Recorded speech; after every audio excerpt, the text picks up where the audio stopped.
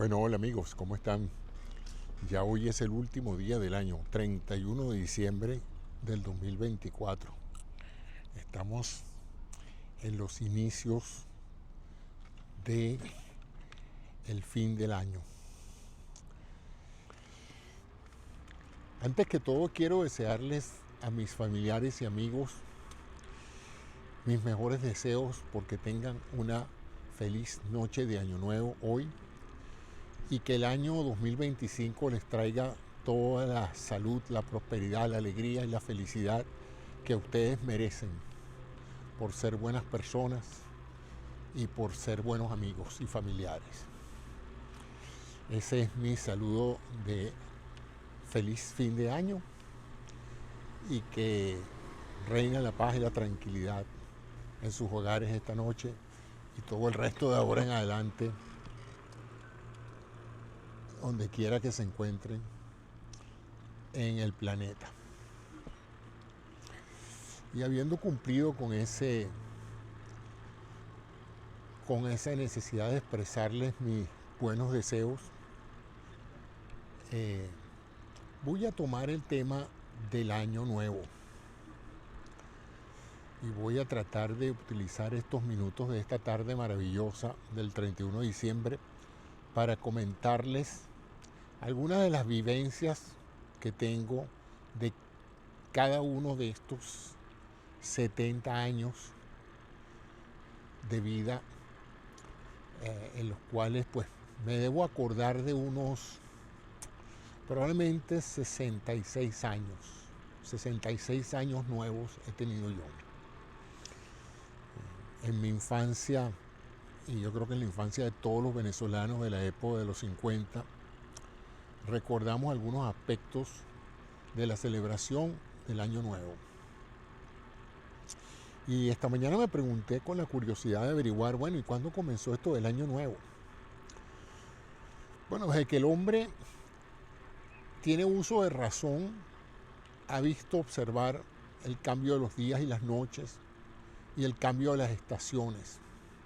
Y de alguna manera estos fenómenos climáticos y físicos, geofísicos, permitieron que el hombre tuviera una versión externa del tránsito del tiempo.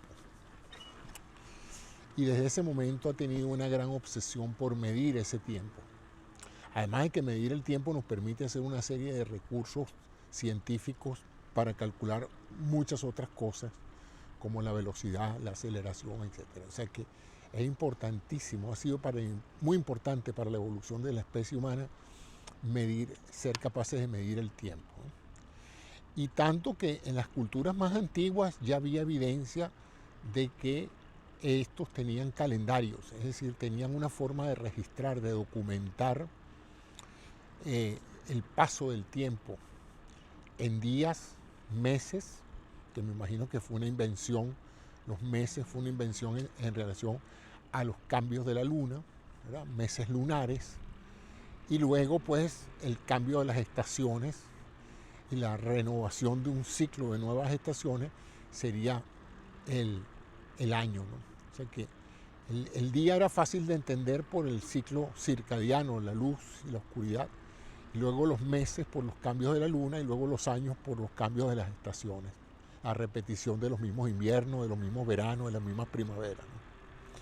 Ahora la cosa empezó a ponerse en orden, según pude consultar hoy, año 45 a.C., cuando salió un calendario juliano, por supuesto desarrollado por los romanos, que en esa época eran un imperio y controlaban la gran mayoría del mundo conocido, por lo menos conocido para Occidente, ¿no?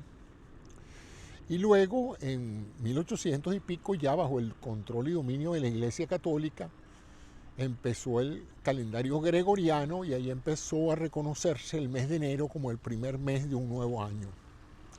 Y eventualmente el paso de las 12 horas de la medianoche en el horario del 31 de diciembre como el inicio de un nuevo año. A partir de ahí hasta el 31 llegan los números y ahí comienza entonces el 1 de enero y se declaró eso como un nuevo año. Y así se celebra en los diferentes instantes en el planeta donde el cambio horario permite la llegada de el primer minuto, el primer segundo del mes de enero, ¿no? Y debo presumir que desde tiempos ancestrales esos cambios en los periodos de tiempo, todos los periodos son de tiempo, por cierto, pero bueno, uno se acostumbra siempre a decir esas redundancias, periodo de tiempo, intervalo de tiempo sería una mejor descripción. Bueno, el hombre celebraba pues los cambios de las fases lunares, el día y la noche servía para reconocer el final del día de trabajo, el momento de irse a dormir, el amanecer indicaba pues la salida del sol, indicaba el comienzo de la jornada laboral, la búsqueda del alimento y muchas otras cosas que el hombre se le permitía hacer durante el día por la presencia de la luz solar, ¿no?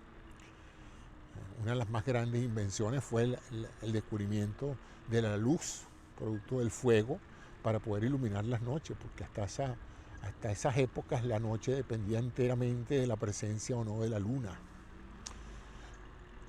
brillante, luz de luna.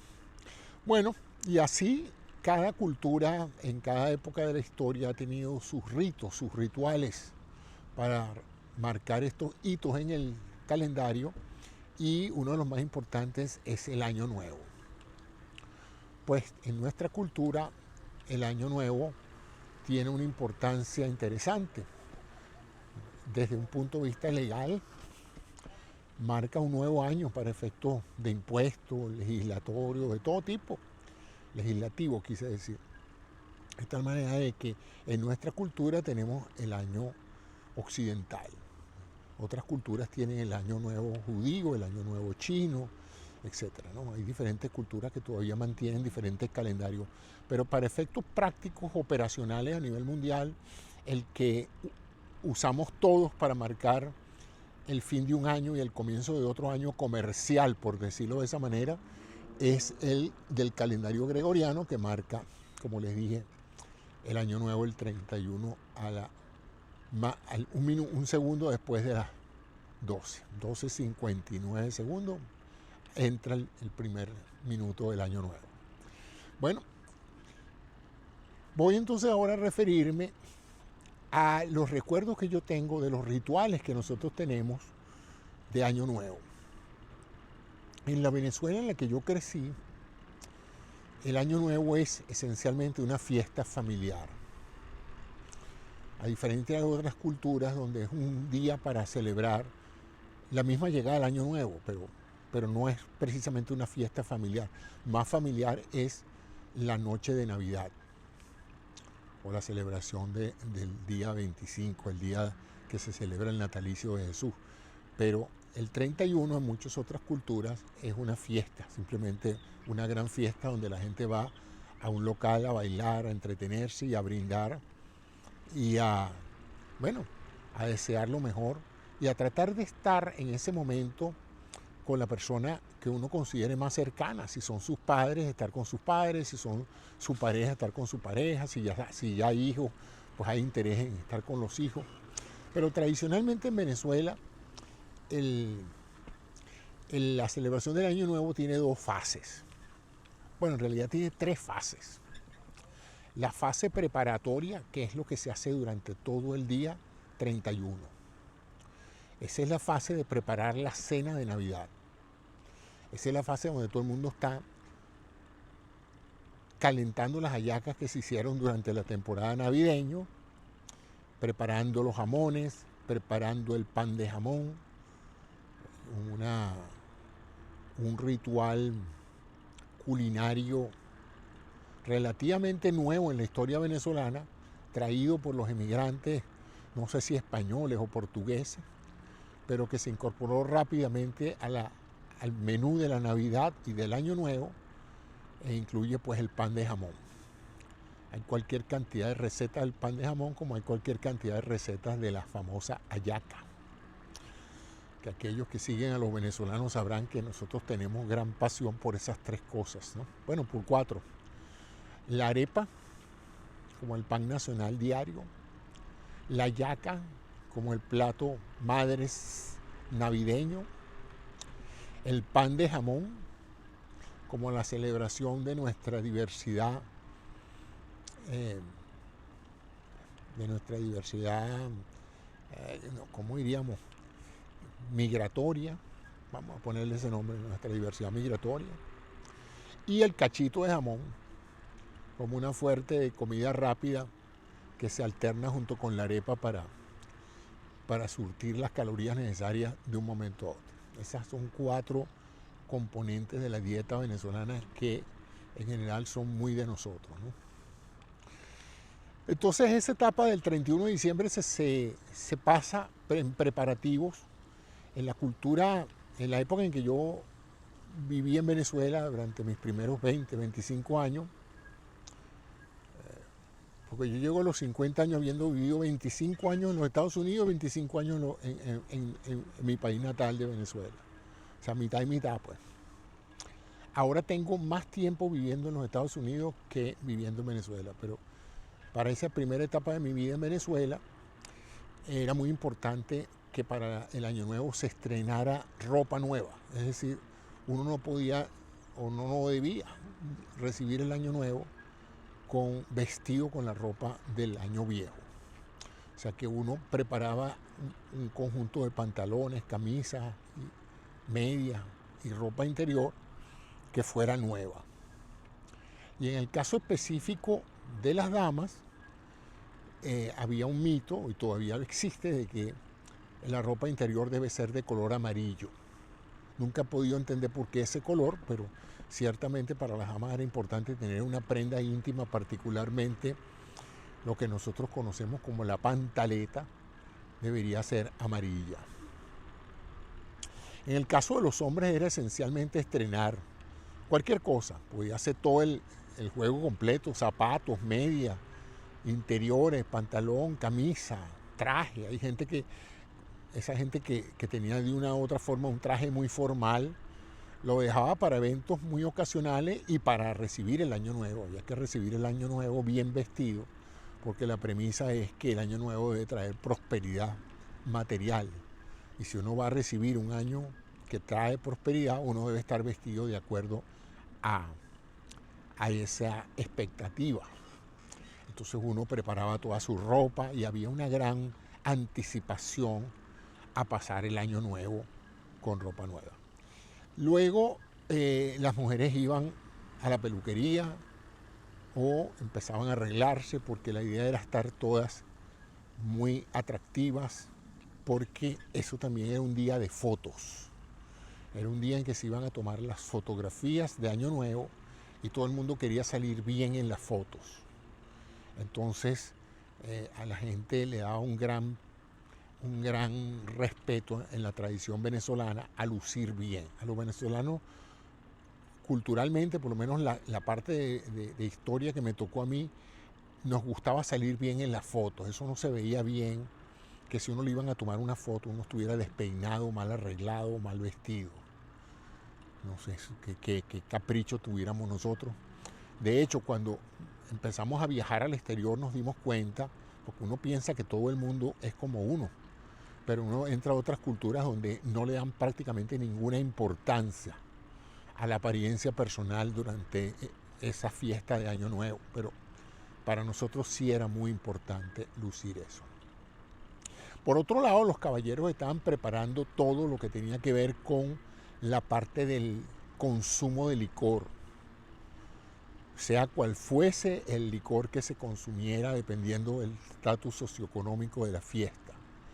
Importantísimo era que hubiese suficiente hielo, porque a diferencia de otras culturas, la venezolana es una cultura que toma con hielo. En otras culturas uno pide un whisky, se lo traen seco o con un cubito de hielo y más nada. En Venezuela el vaso tiene que estar totalmente lleno de hielo. Si no, pues algo está fallando. Y lo peor que le podía pasar a una celebración de Año Nuevo en la Venezuela de mi infancia y adolescencia era que se acabara el hielo. Sobre todo porque eso iba a ser bastante difícil conseguir hielo en esa noche. Entonces había bolsas y bolsas de hielo y había dispensadores de hielo en varias partes de la ciudad para que la gente que todavía no había comprado hielo, pues lo comprara. Y en muchas casas, pues como no había, como hay ahora máquinas para hacer hielo, ni las neveras tenían fabricadores de hielo, nadie podía permitir que se le agarrara una noche de Año Nuevo con 4 gaveritas de hielo en la nevera, en el freezer, porque eso, imagínense, eso se iba a consumir en la primera ronda, ¿no? El consumo de licor no es obligado, pero era casi importantísimo, tanto que yo recuerdo que hasta a los niños chiquitos se les mojaba la boca con champaña o con vino para de una u otra manera incorporarlos a ese brindis por los mejores deseos del Año Nuevo, ¿no? Eso lo llegué yo a ver también. Entonces el hielo, que hubiese suficiente licor y suficiente comida, porque era muy penoso que empezara a llegar gente a la casa y no hubiese suficiente comida o licor para darles. Y la razón era muy sencilla, a diferencia de otras latitudes, donde uno sabe que en la noche de Año Nuevo van a estar 6 personas o 8 personas, dependiendo del núcleo familiar. En Venezuela eso era impredecible. A la casa de uno se podían meter, la mitad de la cuadra, del vecindario, se podía meter a saludar, y por supuesto si entraban a saludar y alguien estaba comiendo, lo más sociable era ofrecerle una yaquita o un bollo, o ofrecerle por lo menos un trago de whisky. Entonces el whisky ha sido la bebida nacional, yo creo que después yo creo que Venezuela debe ser, en una época era, sin duda alguna era, el país de mayor consumo de whisky escocés por habitante del planeta. Era el único país del mundo que tenía, las fuerzas militares tenían su propia marca de whisky, con whisky que venía importado directamente por la Fuerza Armada para la Fuerza Armada. Una cosa que resulta risible, ¿no? Pues yo imagino que en vez de suministros bélicos comprábamos whisky, whisky que se vendía en las tiendas de la proveeduría de la Fuerza Armada. Recuerdo haber ido allá al famoso IFA a comprar whisky para Año Nuevo. Otra cosa que recuerdo de esos preparativos de ese día era la insistencia en que uno estuviera bañado y muy limpiecito. Es decir, la sola idea de que uno iba a recibir el Año Nuevo sudado, cansado, sin peinarse o maloliente, era algo que no era tolerado, ¿no? Se veía muy mal que alguien se presentara a la cena de Navidad con lo que se llamaba un mal olor del sudor, que en esa época lo llamábamos un tufo. Aquí hay mucha gente que me está escuchando y se estará muriendo de la risa, pero en realidad este programa es esencialmente para que quienes me escuchen un poco se enteren, no habiendo estado o crecido en Venezuela, cómo era nuestra celebración del Año Nuevo. Luego estábamos en la etapa que era más o menos después de las 6, 7 de la noche, que es la etapa pre-cañonazo, y ya van a entender lo del cuento del cañonazo, ¿no? En Venezuela se hizo popular marcar la entrada del Año Nuevo disparando unos cañones en la ciudad de Caracas. En vez de campanadas en las iglesias, como se hace en otros países, que se tocan las campanas en la iglesia, en Venezuela había una pequeña colina, en Caracas, en la ciudad de Caracas, había una pequeña colina donde había un observatorio meteorológico y militar, el Observatorio Cajigal, que era el encargado de dar lo que llamaban la hora oficial de Venezuela, y supuestamente era donde estaban los relojes más precisos y los que definían exactamente la hora. O sea que todos los relojes de Venezuela se deberían guiar por la hora oficial de Venezuela, que era dada por radio directamente de un reloj que había en el Observatorio Cajigal. Y la costumbre, no sé desde cuándo, imagino que debe haber sido desde la época de Gómez, que fue cuando se creó esa institución, era que a las 12 en punto de la medianoche del 31 de diciembre se disparaba un cañonazo o varios cañonazos. Nunca supe, porque yo nunca escuché el cañonazo, pero se transmitía por radio y todos los hogares de Venezuela sintonizaban las diferentes emisoras para el conteo final. El conteo final es que 2 o 3 horas antes hacían un programa en las diferentes emisoras de radio, ponían música, y ahora voy a entrar en la parte musical de ese preámbulo, que era la música que adornaba el preámbulo de la medianoche, ¿no?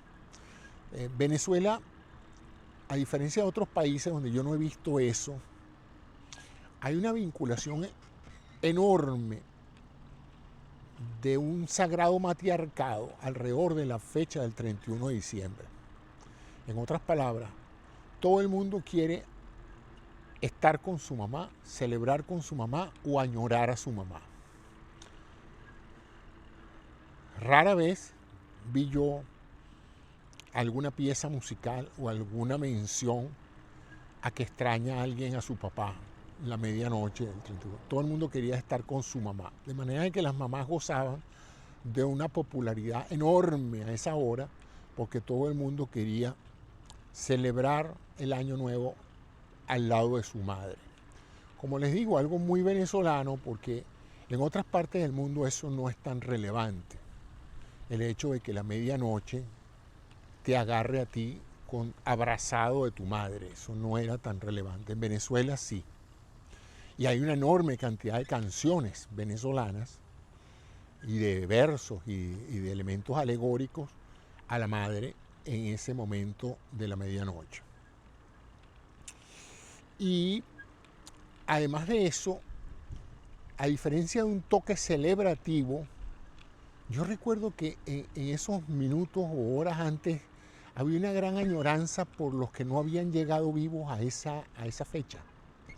Y entonces era frecuente escuchar a los parientes de uno decir: qué lástima que fulanito se murió, qué lástima que fulanito no llegó a ver el fin del año.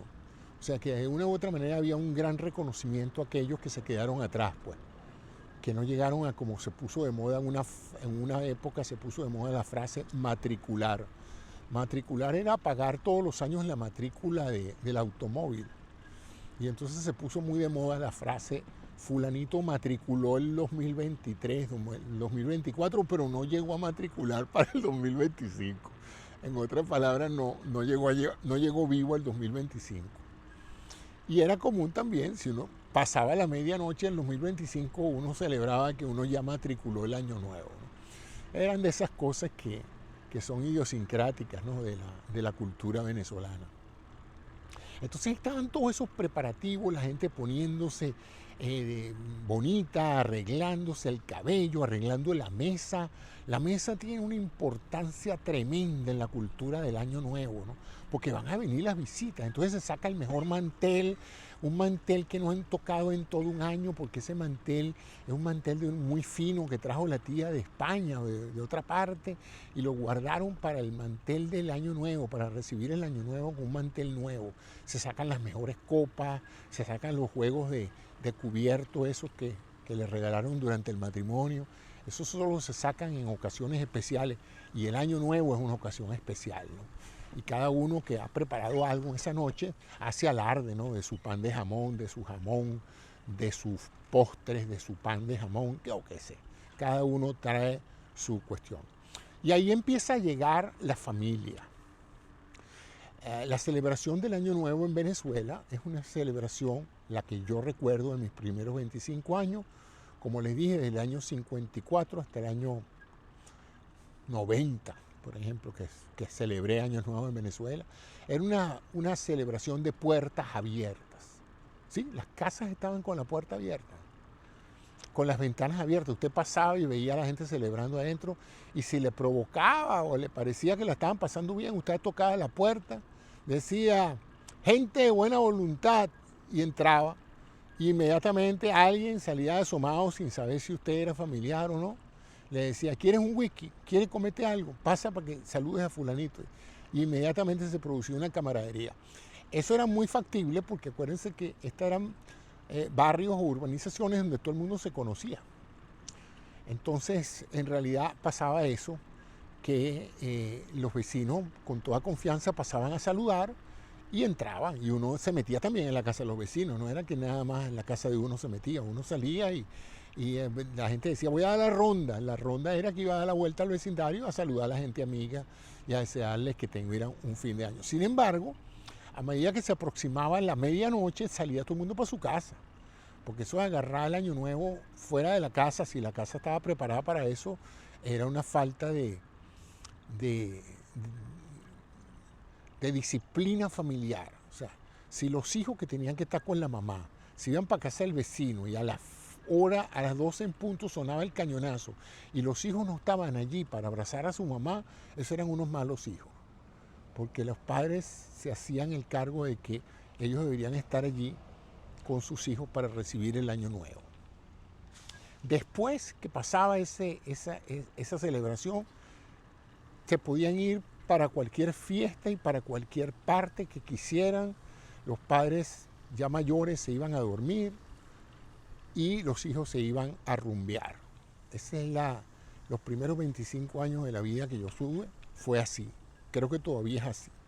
La gente tiene un compromiso con sus padres, con su familia, hasta las 12:15, 12:30 de la madrugada, y ya inmediatamente, después que se ha abrazado y se ha besado a todo el mundo, empiezan a llegar los muchachos a recoger a las muchachas y se van a rumbear cada uno con su generación y a pasar sus momentos agradables.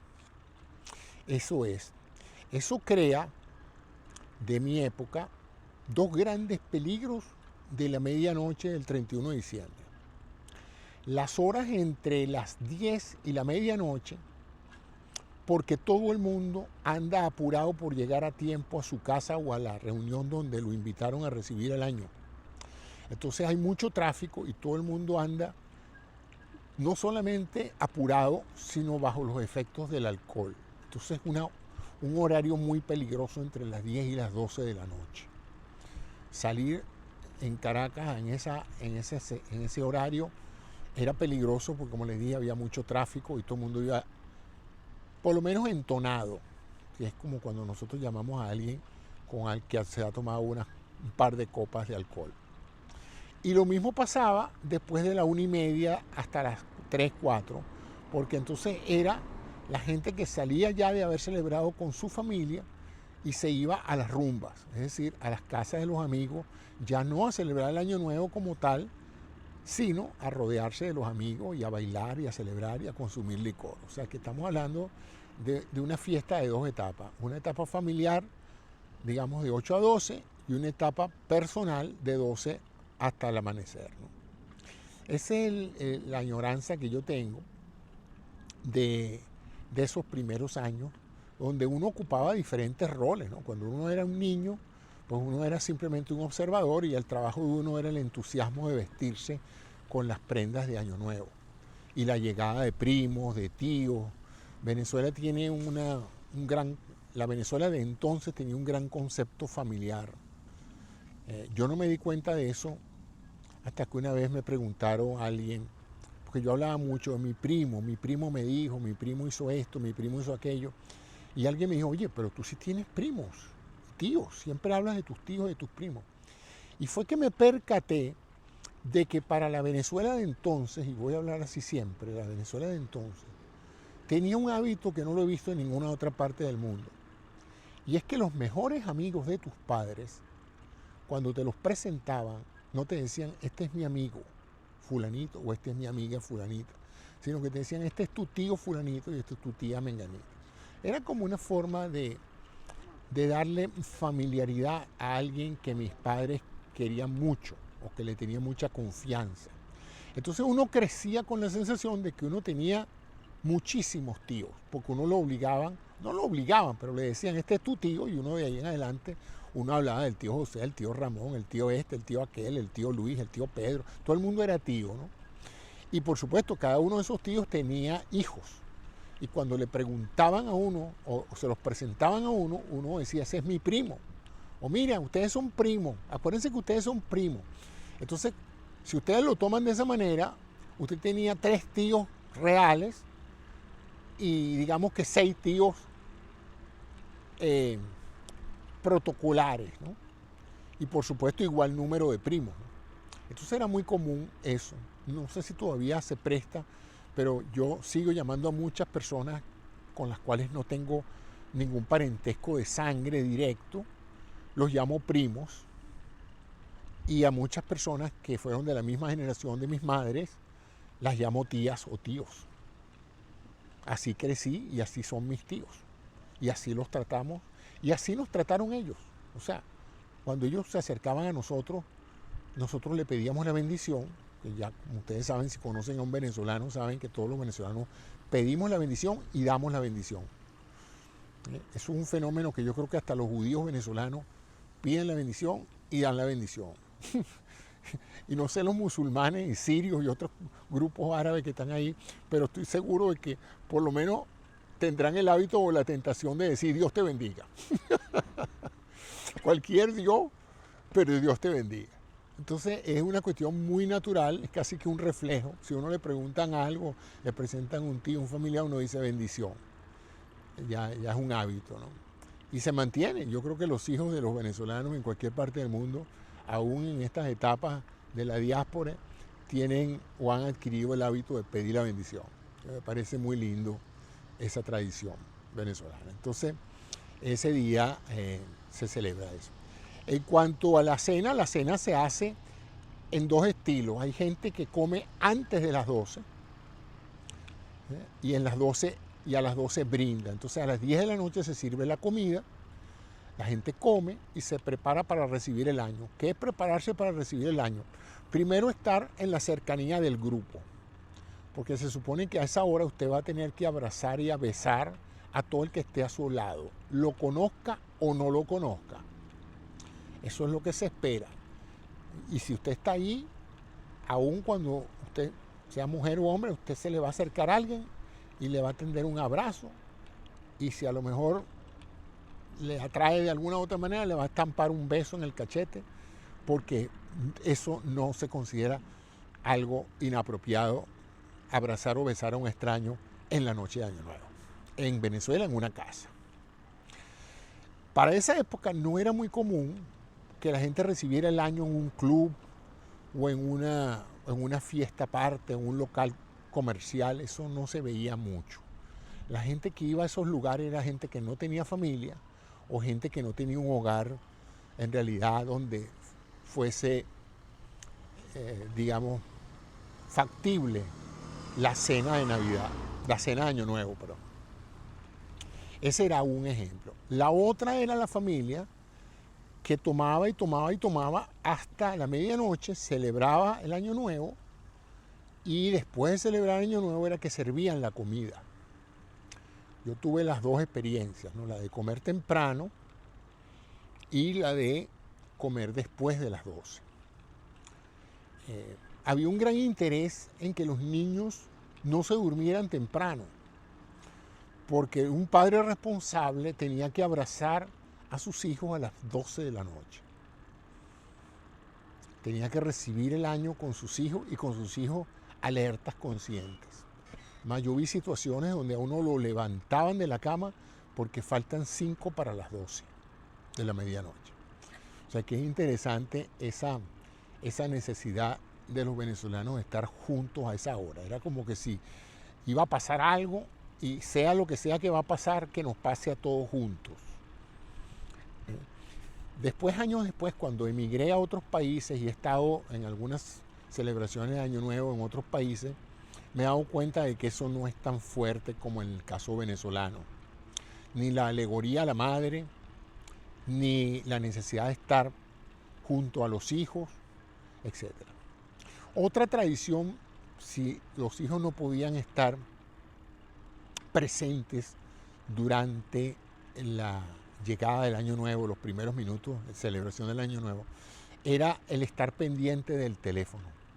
Porque si usted estaba lejos de su mamá, usted tenía que llamarla entre 1 y 15 minutos después de la llegada del Año Nuevo, lo cual creaba tremenda congestión telefónica, porque a veces era prácticamente imposible obtener línea entre las 12 y las 12 y media de la noche. Prácticamente imposible, todo el mundo estaba tratando de llamar a alguien para desearle el feliz año. Ciertamente las veces que yo estuve en Venezuela con mi familia o estuve en el exterior, yo sentía una necesidad agobiante de llamar por teléfono a mi familia pasada la medianoche del 31 de diciembre. Tenía que hablar con mi mamá, con mi tía, con mi abuela. O sea, eso era extraordinariamente importante que esa llamada se produjera. No solamente ellas las estaban esperando, sino que para uno era una sensación de logro necesario. Si uno no hacía eso, uno se sentía mal. ¿Cómo? Amaneció el primero y tú no has llamado todavía a tu mamá. Inaceptable. Entonces, fíjense, esas son algunas de las cosas que yo recuerdo. Prender el radio para oír el contaje. Ahora la gente, ese contaje final, 9, 8, 7, 6, eso se hacía escuchando la radio para que todos lo hiciéramos al mismo momento en que sonaba el cañonazo en el observatorio Cajigal, que supuestamente era el momento. O sea que si tú salías corriendo 5 o 10 minutos antes, porque tú eras un atorado, a gritar feliz año, todo el mundo te veía raro porque te decían, espérate, faltan 10, te estás adelantando, más vale que arregles el reloj porque todavía no es año nuevo. Y lo contrario, si tú te pasabas 10, 15 minutos después de las 12 y venías a saludar a alguien, feliz año, te decían, feliz año fue hace 10 minutos, ¿vale? Estás atrasado, ¿no? Entonces esa era la forma. El abrazo, un abrazo que va desde una palmadita en el hombro hasta un abrazo con llanto y todo, ¿no?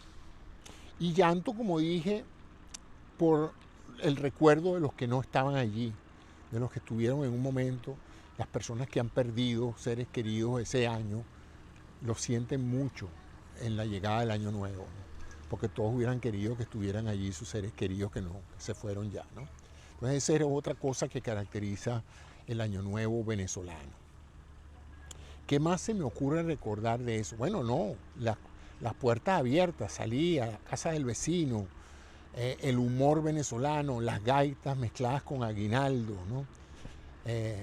Yo diría que la música del año nuevo era una combinación, no tanto los villancicos, lo que llamamos nosotros aguinaldo era más para la Navidad, pero la música de la fiesta de año nuevo, ahí dominaba las gaitas zulianas y la Billo Caracas Boy, y también la orquesta de los melódicos. Esas dos orquestas clásicas, porque ahí se bailaba mucho, en Año Nuevo se bailaba mucho.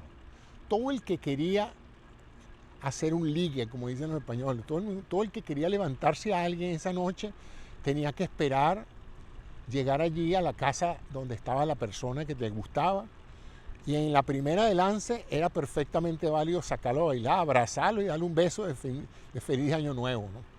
Entonces uno tenía que esperar como después de las 12 para que eso estuviera justificado, pero era perfectamente válido y lo más probable es que no te rechazaran el beso ni el abrazo. Entonces fueron muchos los que conocieron por primera vez a su pareja después de las 12 de la noche de un 31 de diciembre. Era un buen momento para aproximarse a alguien con toda normalidad y tranquilidad y estamparle un buen abrazo y un buen beso. Los venezolanos nos encanta un abrazo. Si uno llegaba a una casa y le estrechaba la mano a alguien para darle la mano, eso era considerado un signo de distanciamiento. Entonces lo más probable es que la persona a quien tú le dieras, trataras de darle la mano, se acercara a ti, te tirara un abrazo y te dijera, deme un abrazo. A mí no me dé la mano, deme un abrazo. Los venezolanos nos encanta un abrazo. Abrazamos a todo el mundo. Y desde una época para acá, yo diría que después de los años 60, se puso de moda la besadera. Yo le preguntaba siempre a mi abuela, que llegó a vivir 100 años, si en la época de ella se besaba tanto la gente. Me dijo, no, antes no se besaba, antes de besar a una persona, besar a una mujer que no era tu pareja, es más, entre parejas, tú estabas ¿cómo diríamos?, serenando a una mujer y tampoco le dabas un abrazo, un beso, eso estaba prohibido. Tú no debías tocar a la persona mientras estuvieras de novio, ¿no? Pero de repente hubo un destape en Venezuela y se puso de moda la besadera. En los comerciales de televisión la gente se daba besos. Entonces empezó a producirse algo que a veces llama la atención de los extranjeros cuando llega a Venezuela, es esa besadera de que alguien que no te conoce, mira, te presento a fulanita, y fulanita viene, te agarra y te da un beso. Y tú dices, oye, a veces que le gusto mucho. No, no le gusta nada, ella le da beso a todo el que llega. Y todo el que llega le da beso a ella también. Entonces eso es muy venezolano, la tocadera, nos gusta tocarnos, nos gusta abrazarnos. El rozar a alguien, el abrazar a alguien, en poner la mano en el hombro, lo haces con hombres, con mujeres, con niños. Abrazas a un niño ajeno, venga para acá, ya comió, cómense un pedazo de postre y tal. Eso es muy de nosotros, esa forma, si se quiere, irreverente de contactarnos, ¿no? Pareciera como que todos somos de la misma familia. Más lo ve uno cada vez que uno entra en contacto con un venezolano en el extranjero y apenas alguien se identifica y dice, no, yo soy venezolano, ya cambia el tono de la conversación. Inmediatamente ya uno se siente como en confianza para hacer muchas cosas que no haría si la persona no fuera venezolana. También pasa entre los latinos, pero entre los venezolanos, a mi juicio, pasa mucho. No lo he visto, por ejemplo, con los colombianos. Yo he tenido mucho roce ahora con los colombianos. Los colombianos siguen siendo gente muy respetuosa en el trato interpersonal. Pero los venezolanos son muy, como digo, muy abusadores, ¿no? A veces hay gente que me dice, bueno, pero ese señor que me presentaste vino y me abrazó y me dio un beso. ¿Qué es eso? Y bueno, ese venezolano. Es preferible pedir perdón que pedir permiso, ¿no? Entonces eso forma parte de nuestro carácter. Bueno, aquí me está sonando un pito que no sé qué significa, si es que ya estoy llegando al final de la batería de la cámara, pero hoy quería pasar pues este último año rememorando, porque lo que he hecho hoy aquí ante ustedes es tratar de recordar todas esas escenas que vivimos y lo sabroso que era ese clima. Se me olvidó algo importantísimo de nuestra cultura de Año Nuevo. La plomazón, los pirotécnicos, los detonantes.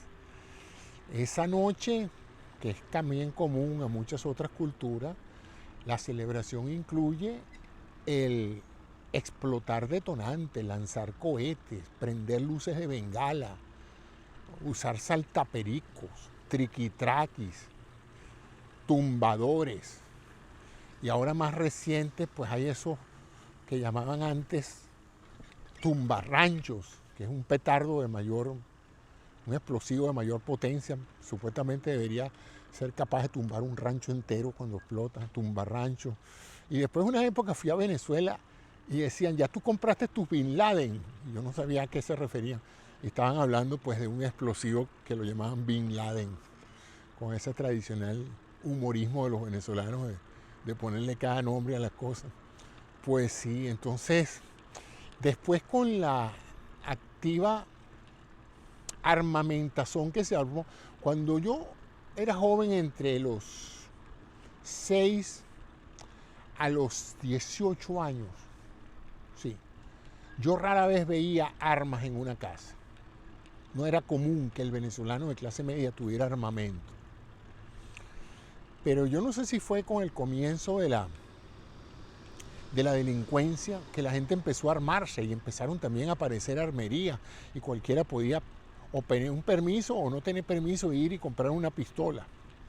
Y entonces fue que yo empecé a ver la cantidad de armas en posesión de civiles que había. Y bueno, la noche de Año Nuevo es una buena noche para practicar disparos al aire, para probar el armamento. Entonces era impresionante estar en una casa y empezar a escuchar esa plomazón, esa cantidad de detonaciones, algunas características de los fuegos artificiales regulares. Pero de repente se escuchaba un ratatatata y alguien decía, eso no es un tumbarrancho, eso no es un cohete, eso es una ametralladora. Y sí, efectivamente, había mucha gente que salía a disparar de una manera irresponsable. No lo estoy diciendo con la gran satisfacción de que eso se hiciese, ¿no? Porque me imagino que a mucha gente en esa noche le debió haber llovido plomo del cielo, ¿no? Pero lo cierto es que eso pasaba. Eso pasaba en algunas urbanizaciones del este de Caracas y en algunos barrios, pues había esa sensación. Yo recuerdo ver en una de esas, una de esos años nuevos, estaba yo en una fiesta, en una casa de la cual desde la terraza se veía, yo creo que era Cumbres de Curumo, y se veía toda la ciudad. Y creo que fue en la casa de uno de mis hermanos. Y ahí se veía todos los fuegos artificiales y la ciudad entera parecía una guerra en el sentido bonito de la cosa, ¿no? Todo, por todas partes había cohetes, se gastaban fortunas en fuegos artificiales. En cada esquina había un kiosco vendiendo fuegos artificiales. Y por supuesto, había muchos quemados y había mucha gente que le explotaban los petardos en la mano, ¿no? Ciertamente, nosotros en los hospitales recibimos mucha gente accidentada con los fuegos artificiales. Pero era eso. Y la gente que no estaba acostumbrada decía, ¿qué está pasando? Hay una guerra, hay un golpe de Estado. No, vale, estamos celebrando el Año Nuevo. Pero con tantos disparos, digo, sí, a nosotros nos gusta la detonación, nos gusta el olor a pólvora. Esa era otra. Ese olor navideño de pino con pólvora, con whisky y con cigarrillo, porque en aquella época se fumaba bastante. Entonces, los olores del Año Nuevo no eran solamente tabaco y Chanel, sino tabaco, Chanel, pólvora y escocés del bueno. Porque en Venezuela siempre se ha tomado buena caña, por lo menos se tomaba en el pasado. A mí me llamaba mucho la atención cuando viajaba al extranjero, que cada vez que pedía un whisky me daban un whisky JB, un whisky de esos baratos, mezclados baratos. Y en Venezuela lo que tomaban era de 12 años para arriba. Y después se puso de moda el de 18 años. Y lo que no tuviera 18 años en whisky era considerado querosén. Entonces, los venezolanos con la prosperidad que dio el petróleo adquirieron muy buenos hábitos de consumo de cosas suntuarias y se malacostumbraron a comer cosas buenas, pues. Entonces, bueno, el Año Nuevo para nosotros siempre ha representado la esperanza, como para todos los pueblos, de un año mejor. Promesas, compromisos. Esa era una buena fecha para perdonar a todo el mundo, para abrazar a todo aquel con el que estabas peleado durante el año, sobre todo familiares. Era un buen momento para limar asperezas, para tomar fotos. Las fotos de Año Nuevo son esenciales, porque no siempre en alguna celebración está casi todo el mundo.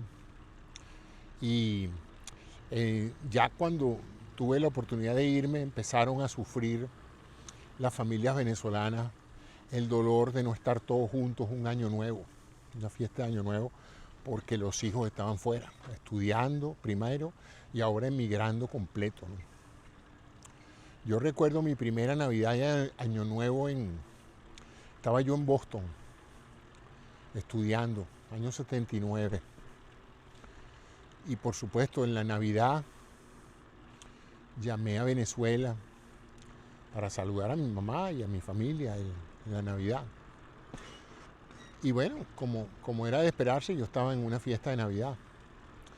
Y mi mamá notó tanto la melancolía que yo tenía y lo lloroso que yo estaba, que me dijo, ¿por qué no te vienes para Año Nuevo? Y digo, ¿en serio? Me dice, yo tengo clase. Me dice, bueno, si puedes vente, yo te pago el pasaje. En esa época los pasajes eran bien económicos para los estudiantes, porque había una cosa que se llamaba el ONTEC, la Organización Internacional de Turismo Estudiantil. Y además, por la línea aérea del país, que en esa época era Viasa, uno podía viajar de Nueva York a Caracas con un viaje bastante económico. Costaba creo que la mitad de lo que costaba el viaje regular. Y yo, señores, el 27 de diciembre salí directo a un vuelo a Nueva York, Caracas, a pasar mi Año Nuevo en familia, porque qué va, demasiado frío en Boston. Y eso de estar metido en un apartamento muerto de frío viendo televisión un 31 de diciembre era una experiencia desconsoladora para cualquier venezolano que se respete. Venezolano que se respete pasa la medianoche rumbeando, no sentado viendo televisión y comerciales. Pero bueno, era otra Venezuela, pero los que tuvimos la oportunidad de vivir esas experiencias las recordamos.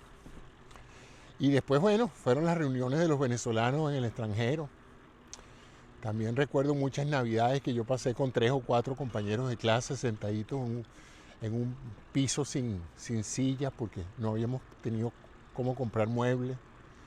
Y estábamos ahí sentados con un radiecito oyendo música, con un vino barato que vendían en galones como que si fuera leche. Me acuerdo que se llamaba Riunite, el vino, Riunite. Vino bien barato. Lo vendían en un cartón de leche. El vino venía en un cartón de leche. Para darle una idea de lo caro que era el vino. Venía un galón de vino metido en un cartón de leche. Pero ahí uno es feliz. De verdad que uno no necesita más nada que una buena compañía para ser feliz donde quiera que esté. Así es que esta noche, cuando estés allí con su familia, con sus amigos, esperando que sean las 12 para darles un abrazo y un beso a sus seres queridos, y reflexione y se coma sus 12 uvas y pida un deseo con cada uva y ponga las canciones de Lavillo o escucha a Néstor Sabarce cantando "Las campanas de la iglesia están sonando, anunciando que el año nuevo se va".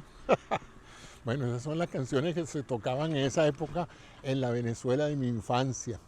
El Néstor Sabarce, el mismo del pájaro Chowín. Ese nos cantaba que ya se anunciaba a la medianoche. Pero éramos felices, de verdad. Yo tuve una infancia y una adolescencia y una juventud muy feliz con mi familia. Y no éramos ricos, para nada. Yo le digo a la gente, ¿sabes cómo uno sabe que en su adolescencia y en su infancia no era rico? Porque no teníamos carro.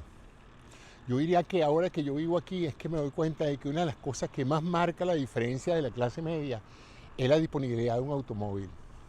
Y en casi todas las partes del mundo, la clase media no tiene automóvil. Y en Venezuela, pues, llegamos a un momento en que la clase media pudo tener automóvil, pero ciertamente en mi infancia no fue así. Nosotros nos transportábamos con transporte público y taxi cuando necesitábamos ir a un sitio en particular. La tenencia de automóviles privados en Venezuela durante los años 60 y 70 no era común. Pero empezamos a ver también que tarde o temprano empezó el nivel de vida de los venezolanos a aumentar y uno de los primeros signos fue que empezaron a aparecer los automóviles privados en manos de personas que lo que tenían eran simples empleos públicos o empleos en empresas privadas, pero empleos generales, pues no eran altos directivos. Pues. Esa es la Venezuela de antes, señores. Como decía Oscar Llanes, así son las cosas. Y yo la recuerdo pues con mucha nostalgia y creo que toda la gente de mi generación se identificará conmigo de que nosotros tuvimos una infancia sana y feliz que después empezó a deteriorarse con la llegada de las drogas, del crimen organizado, de la violencia. Eso lo haré en otro programa. Pero hoy me limito a celebrar este 70º año nuevo que voy a celebrar esta noche en compañía de mi esposa, aquí, en esta otra estilo de vida en que estamos ahora, donde ya los hijos, cada uno está en su mundo, con sus amigos, muchos se han casado, etc. Ese concepto de la gran familia se ha ido perdiendo porque con la familia dispersa por todos los rincones del planeta, ya no es fácil reunir a todos tus tíos, a todos tus primos, a los novios, a los amigos de los novios, a los padres de los novios, todos metidos en una misma casa. Eso que en una época disfrutamos mucho de nosotros, ese concepto de la gran familia, de que tú nunca decías, es que aquí nunca me sentiré solo, porque aquí todo el mundo es mi familia y todo el mundo me quiere. Es una sensación de gran empoderamiento, el enfrentar la vida con la sensación de que tú no estás solo, que tienes una familia, que tienes primos, amigos, vecinos, solidarios, con los que puedes contar, con los que puedes llamar en un momento dado para que te asistan en algo. Y que esa noche, una noche como la de esta noche, te van a abrazar y te van a dar un beso y te van a invitar un trago y te van a dar de comer y te van a decir lo mucho que te quieren y los deseos que tienen de que este año te vaya bien, que logres tus metas, que tengas éxito, etcétera, etcétera. Así es que para todos mis amigos y familiares, feliz año nuevo 2025. Mañana haré entonces un programa de año nuevo, donde no sé de qué voy a hablar, porque como ustedes saben, mis programas son enteramente espontáneos, enteramente improvisados. Así es que ya veré mañana de qué hablo. Pero hoy sí quería hablar de lo que han sido mis añoranzas y mi nostalgia por la Venezuela que me vio crecer y la manera tan singular en que nosotros los venezolanos celebramos tanto la Navidad como el Año Nuevo. Ya tengo mi pan de jamón. Este año no hay hallacas porque ya con el colesterol que tiene uno, las hallacas no son precisamente un plato para recomendar a aquellas personas con problemas de colesterol, pero no obstante, pues sí hubiéramos podido tenerla. Entonces, feliz año, familia, feliz año, amigos. Espero que me sigan viendo de vez en cuando, no siempre, pero de vez en cuando, por aquí, por este canal de YouTube y por mi sitio web drcisneros.com, doctorcisneros.com. El otro día me preguntaron que por qué yo hacía estos programas. Le digo, bueno, chicos, estos son programas que yo hago para que mi familia y mis amigos sepan que todavía estoy vivo. Porque los programas los hago diariamente. Entonces, preocúpense el día que no vean un programa, porque a lo mejor o me dio flojera o estoy enfermo, ¿no? Pero mientras yo esté haciendo los programas, ustedes pueden decir, bueno, ya el hombre todavía sigue pedaleando, ¿no? Y es interesante eso, ¿no? Porque muchas veces yo a veces me pregunto tanta gente que ha pasado por mi vida, gente maravillosa, y yo quisiera saber de ellos, quisiera saber qué han hecho de sus vidas, cómo están, si están vivos, si murieron, si están contentos, si no están contentos, si han hecho cosas que valga la pena comentar. Pero hay mucha gente que no le ve mayor interés o propósito a hacerse visible. Que tan fácil que es hacerse visible hoy en internet, con abrir una página ahí de Facebook y ponerte a buscar gente amiga y pedirle amistad, reencuentras tu gente hasta de kindergarten, pues hasta gente que te acompañó en el kindergarten te puedes conseguir gente. Yo he tenido esa fortuna de reencontrarme con personas que las vi una vez o dos veces en mi vida, las encuentro ahí en Facebook y nos manifestamos el tremendo placer que significa volver a hablar o volver a comentar de la situación que en un momento dado nos vinculó. Eso es interesante. Pero bueno, hay gente que no le interesa. Gente que bajó el periscopio, se sumergió en las profundidades y como dice el dicho de los submarinistas, run silent, run deep. Están caminando profundo y están caminando silentes.